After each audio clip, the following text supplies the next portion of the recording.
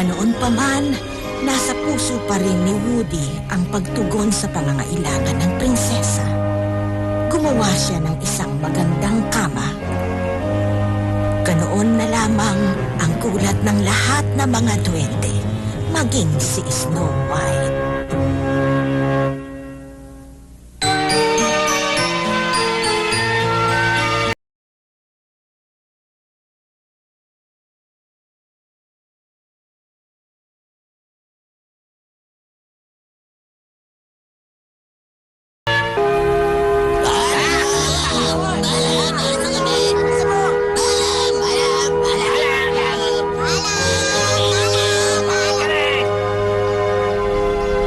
Sige na, oras na para magtrabaho. Pwede ba kitang tulungan, Bet? Ha? Tutulong din ako. Huwag na lang, prinsesa. Siguro, siya.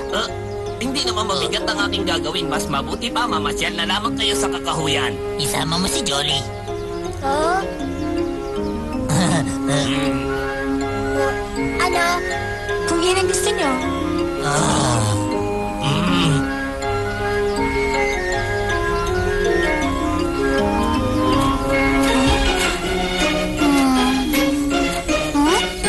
Prinsesa, mauna na kayo. Susunod na lamang ako. May nakalimutan ako. Babalikan agad kita kung gusto mo. Sige, Jolly. Maghihintay ako rito. Gusto kong bumalik sa bahay dahil alam ko may tinatago sa amin yung dalawa.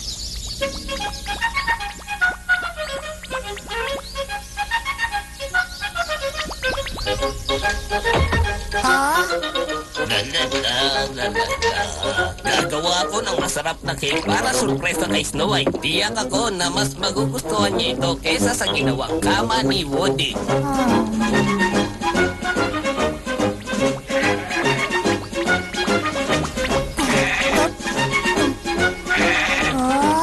Maghahari ako ng isang maganda at malambot na lanang panglalaban para sa aming prinsesa Snow White. Matatagalan ako bago matapos, pero tiyak na mas maganda ito sa kamang ginawa ni Woody. Talaga? May ginagawa rin si Beth. Paano kung may gagawin din ang mga pumunta sa bundok?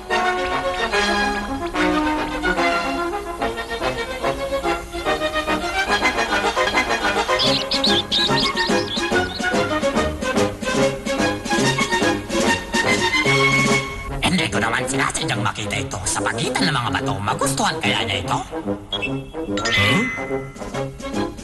Oh, di ko maalam. Gusto ng mga babaeng alakas. Magustuhan kaya ito ni Prinsesa Snow White?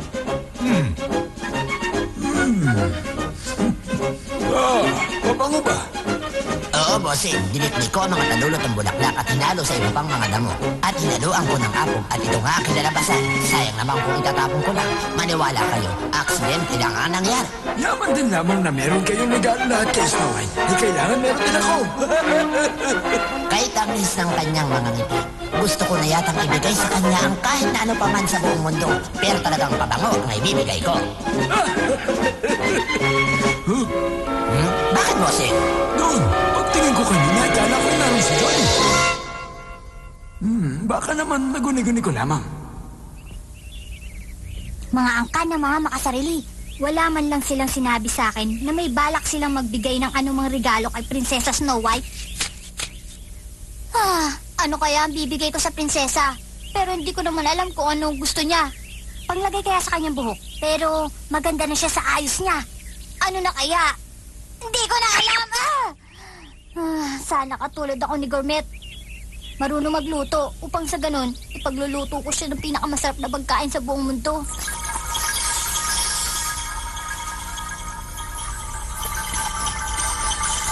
Huh?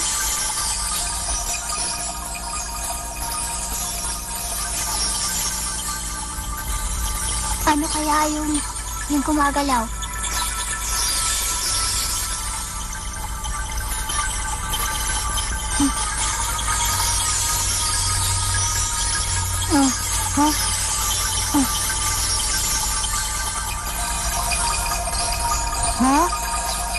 Ano kaya yun?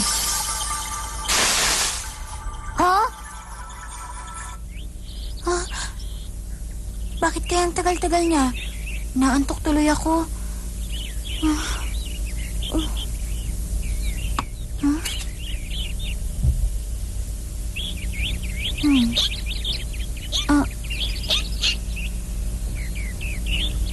Pik, ikaw pala. Ito ba ang regalo mo sa akin? Maraming salamat sa bigay mo sa akin, Pik. Kanina ko pa hinihintay si Jolly. Nakita mo ba siya? Ah. Jolly! Oh. Ah! Jolly, ba't ngayon ka lang? Kanina pa ako naghihintay sa'yo. Ah! Oh, nadapa! Naman! Anak na naman lupa. Ano naman, Pip? Mahal na prinsesa, nasaktan ka ba? Jolly, hindi naman ako nasaktan. Eto, para sa mga bulaklak. Kay kaganda?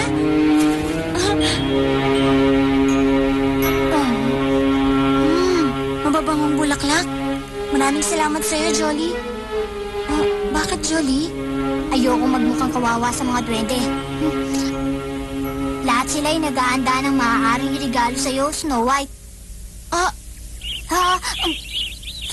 Regalo? Para sa akin?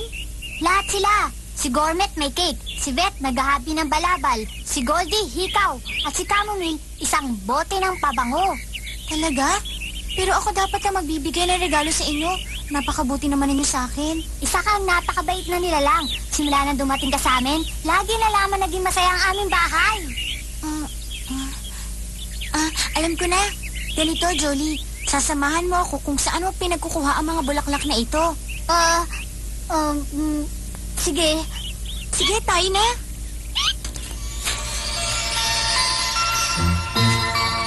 Matamis mula sa bulaklak?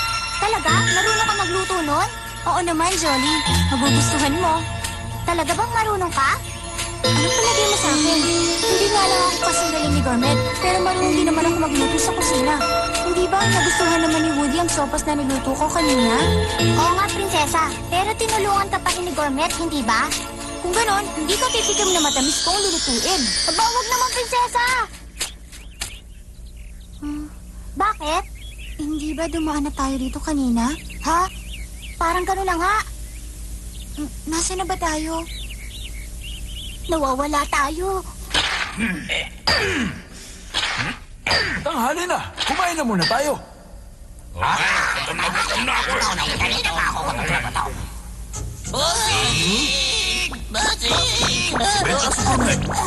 Ano nangyari? Masamang balita. Tanghali na hindi pa sila bumabalik. Ano nangyari sa kanila? Saan sila nagpunta? Hindi palalampasin ni Jolly ang tanghalian.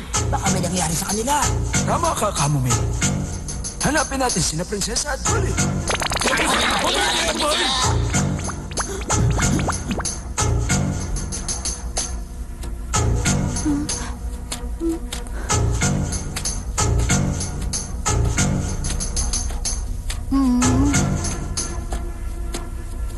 Inang, ang batang X. Ano ibig sabihin nun?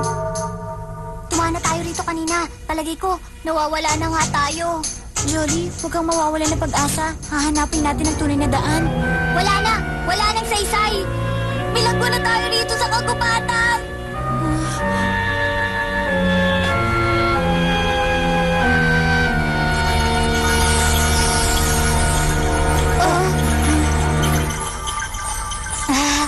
Ano yun?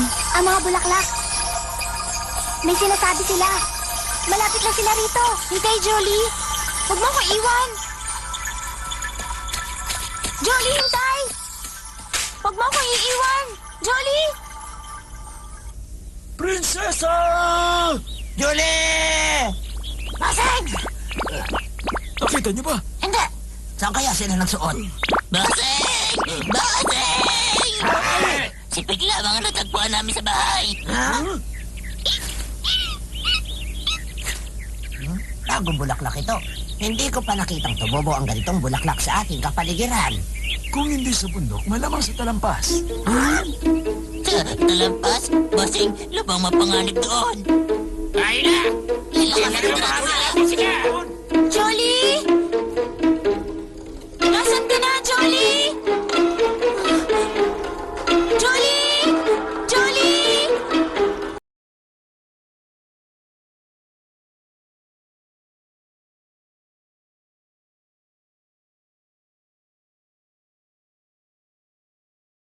Prinsesa! Dito tayo, Hintayin mo ako, Jolly. Sandali. Sandali lang. Bilisan mo. Tingnan mo.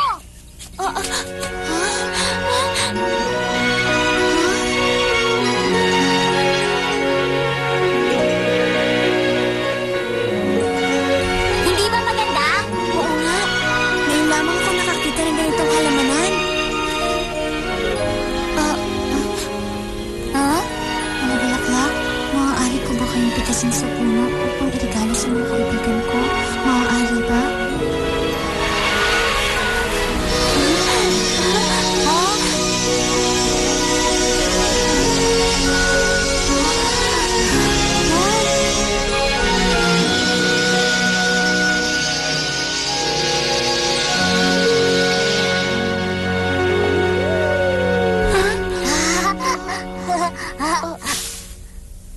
Maraming salamat. Ngayon, maaari ka na magluto ng matamis. Oo, kung makakauwi pa tayo. Wala tayong gagawin kundi balikan natin ang dating tinahak nating daan. Ang aking bulaklak. Mahal na prinsesa, bumalik ka! Huwag, prinsesa!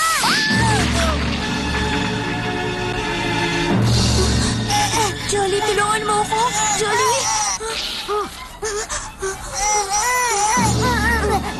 Jolly! Kumapit ka! Prinsesa! Taklala!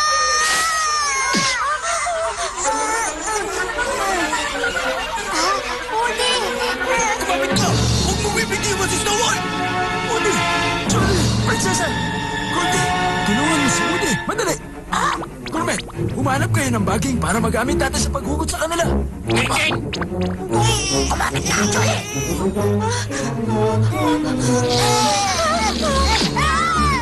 Itapon mo na ang hawak mong mga bulaklak. Ikapon mo ang dalawang mong kamay. Hindi ko magagawa. Bilisan ang baging! Magbibitawan ko na si Snow White! Bossing! Eto na po ang baging. Magaling! Dapat may tali sa baywang ni Snow White.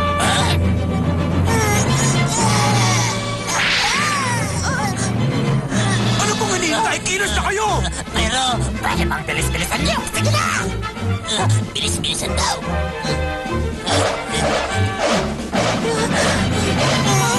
Bilisan mo, Pete!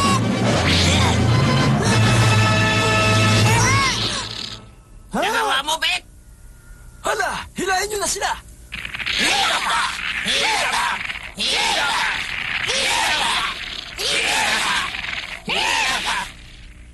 Prinsesa! Prinsesa! Gising! Gising! Gising!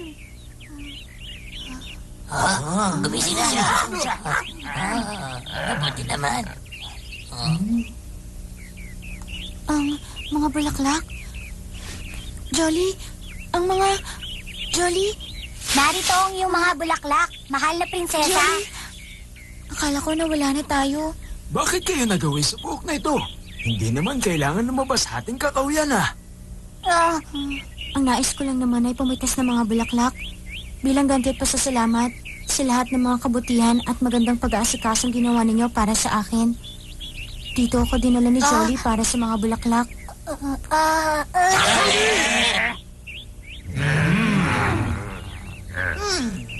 Kwan, akala ko naman, Kwan, wala. Patawarin na po. Jolly, maraming salamat pa rin sa'yo. Aba, nawawala ang iyong medalyon. Ha? Ang aking medalyon? Nawawala? Ang alaalang ibigay sa akin ni Richard.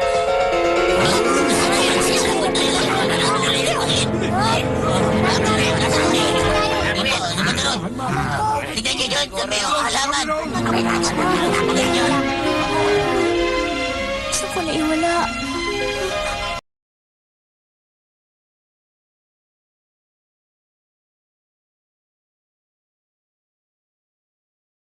Hindi natin nakita. Baka naman hindi dito nalaglag ang medalyon. Baka naman doon sa talampas habang nakabitin siya. Kung ganon, hanapin ulit natin, bossing. Jolly, di bali na lang. Ha? Bakit naman? Salamat, Jolie.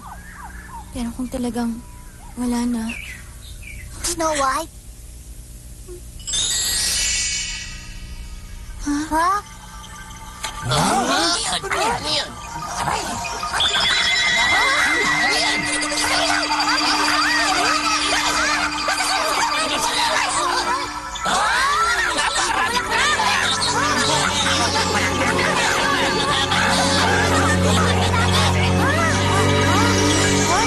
Ito ang bulaklak ng pag-asa. May scientific tawag ngunit butang mahirap ginawain. Nagbibigay ng lakas at hatang ng kanukuman sa mga taong nawawalan ng pag-asa. Matagal ko na rin itong hindi nakikita. Akala ko tuluyan na itong naglaho. Ha? Hindi dumarating!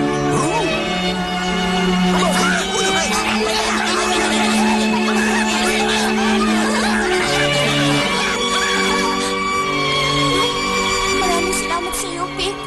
Marahil bulaklak ng pag-asa nag-utos kay Pete na dumako rito upang ibalik ang medalyon.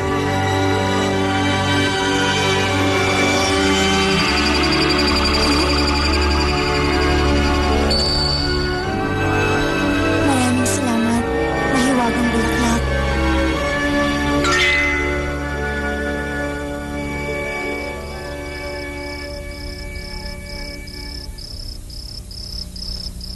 Heto na! Ito ang minatamis mula sa bulaklak. Ito ang regalo ko sa inyo at sana maibigan ninyong lahat. Bossing? Beth? Para sa'yo, Goldie. Kermit? Chamomile? Sa'yo, Woody. At ito naman ay para sa pilyang duwende na pinakamalapit sa akin. Ha? Si Jolly. Bakit mo ako tinawag na pilyo? At ano naman sa palagay mo ang dapat itawag sa'yo? Ikaw nga itong muntik ng malaglag sa talampas. Pero Jolly, di ba ikaw ang nagdala sa akin sa gitna ng kagubatan? Natatandaan mo? Ikaw ang nagpumilit na isama kita ron. Ikaw! Oh, Ginugutom na ako. hindi pa nga pala tayo kumakain. Ang niluto kong cake! Sunog na sunog! Hindi rin kami kumain doon sa minahan. Katam na ako! Ay,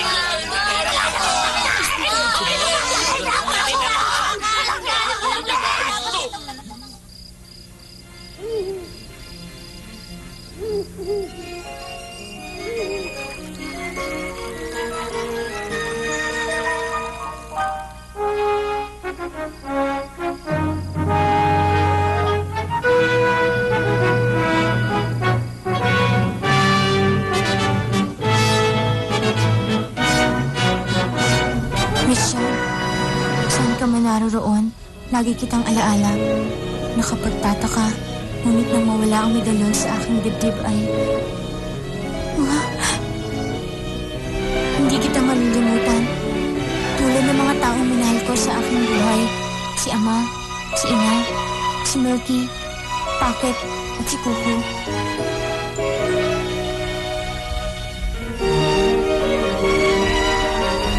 Richard, Ha?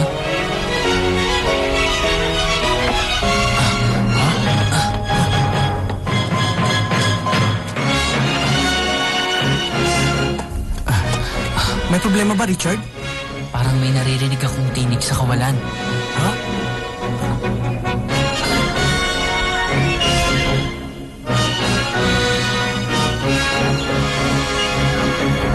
Malalim na isipin para kay Prinsesa Snow White ang pagkakalayo niya sa kanyang mga mahal sa buhay. Tulad ni Richard, kailan kaya sila muling magkikita? Sa tinig ng mga bulaklak, tila may luhang pumapatak. Sumisikip ang dibdib dahil sa matinding hinagpis.